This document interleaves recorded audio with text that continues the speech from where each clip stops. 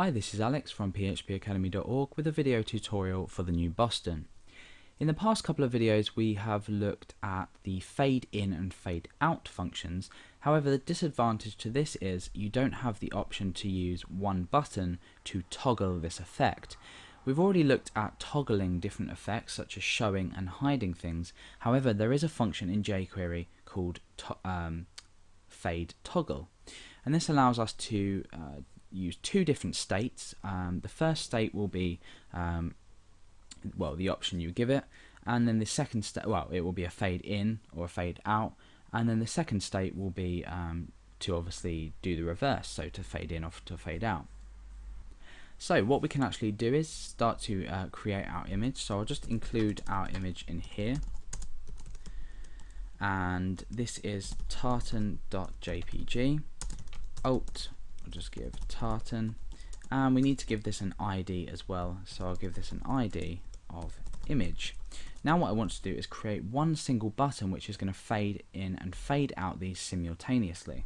So if I go ahead and create an input type button, and we'll give this a value of fade in out.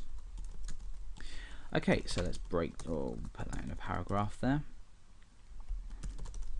Okay, so let's go ahead and preview this in our browser. You can see that we've got one button, fade in, out, and our image is currently displayed. Now because our image is currently displayed, when we press this button it will actually fade our image out. When we press the button again it will fade the image back in. So now let's go ahead and create the functionality for this inside effects.js. I've already included this in my page as well as jQuery. So let's go to effects.js. Okay, so first of all we need to create an event handler. So an event handler for the button, which we have named, we didn't give it an ID, so let's give that an ID first. I'm just going to call this, let's say in out. So the button in out, we need to check for a click. What we then need to do is inside we have this function, and inside of this block here we bring that down, and we start to use the fade toggle function. So we reference our image, so that's hash image, and then we say dot fade toggle. So this doesn't require any parameters such as like the hide, the show function, the fade in and the fade out function. However, let's go ahead and test it and then give it some additional parameters. So let's click this, you can see our image fades out, and we click it again and you see it fade in. Now similarly, if you wanted the image to be faded out beforehand, you can use CSS to style this. So I'm going to just create a style attribute in my image tag. Obviously inline CSS isn't recommended, but for the purpose of this tutorial I'm going to use it, and I'm just going to write display and then none.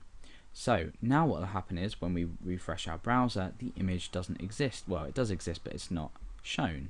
When I click fade in, fade out, it automatically fades us in.